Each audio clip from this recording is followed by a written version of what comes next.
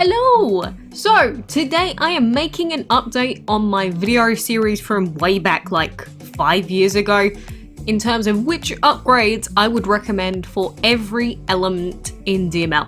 So I'll be trying to explain it as simply as possible so that you understand my reasoning, but things are very different to how they used to be. So first off, we have fire. Most of the time, I would recommend for a player to take the Hot Coals level 6 upgrade because the extra second hit of damage tends to occur pretty often in both 3 dragon battles, but also in long fights such as the dungeon. Since most solid teams these days run Wonder/Acceptance, Hot Coals will usually be the better option. Slow Burn is a damage over time attack, and this means that you will only gain bonus damage if your dragon has the Witchcraft sigil equipped. Basically, Slow Burn just doesn't work quite as well with the most used sigil combinations of Wonder Acceptance or Daredevil Purity, so that's the reason why I say that Hot Coals is better. If you don't have any Divines or Ancients, then Hot Coals is still the superior upgrade in almost any scenario outside of boss fights, and so just because you don't want to waste gems changing upgrades, you should probably just take Hot Coals. Next up we have Wind. So out of the 2 Wind upgrades, Storms of Bruin or Last Breath, I would usually recommend for a player to take Storms of Bruin. The reason being that Storms of Bruin hits the entire enemy team, reducing the power of all enemy dragons. While Storms of Bruin lasts for 1 less turn and isn't quite as powerful on a single target, most of the fights that you encounter in the game will be against 3 or more dragons outside of boss fights, so Storms of Bruin is your go-to upgrade. Next up, Earth, and the choice between Stone Cold or Tombstone. The usefulness of each upgrade depends partly on which stage of the game you're at. Essentially, for map progression, Stone Cold can be very useful. However, in the dungeon, Tombstone is the better upgrade. You only get use out of Stone Cold if your ally is killed, and obviously, in fights that last many turns, you don't want any of your dragons to be defeated.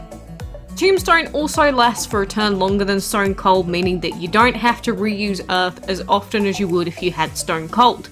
But both of these upgrades have their positives, but if you're a heavy dungeon grinder, and for instance if you want the best results in the current Ancient event, Tombstone will usually be the better overall choice.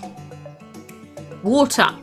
Now, with water, I would almost always, in 99% of scenarios, take Restorative Recourse.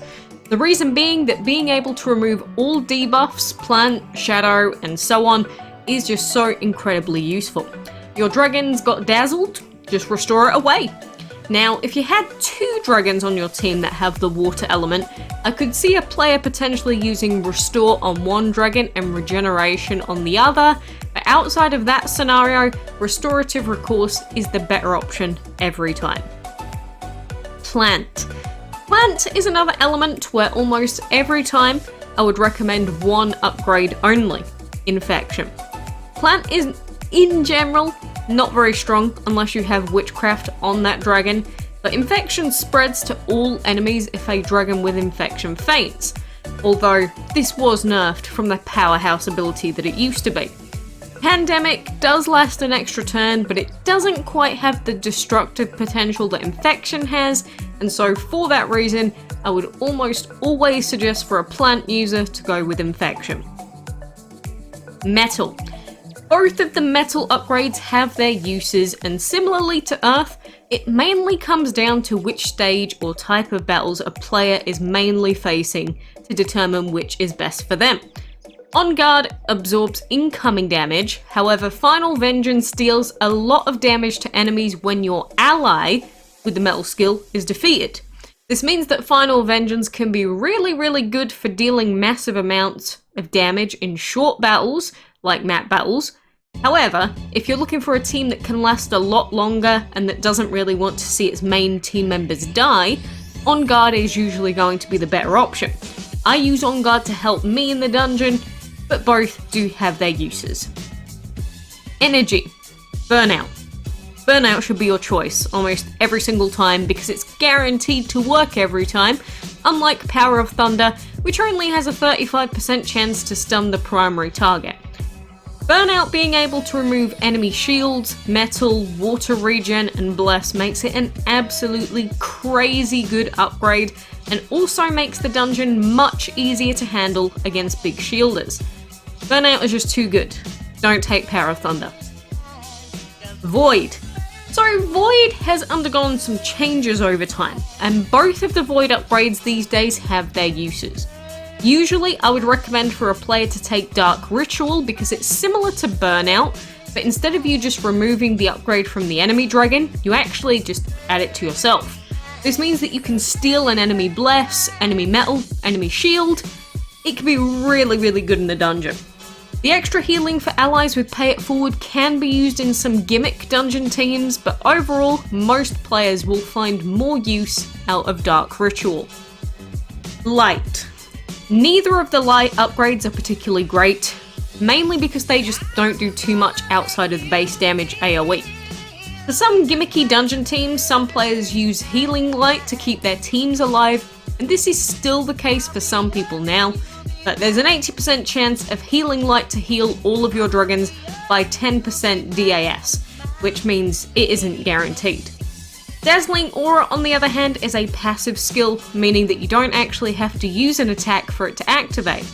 Unless you really desperately need 10% bonus healing sometimes, most players go with Dazzling Aura because this really helps against bosses, can help sometimes in dungeon, and doesn't require the skill to be used.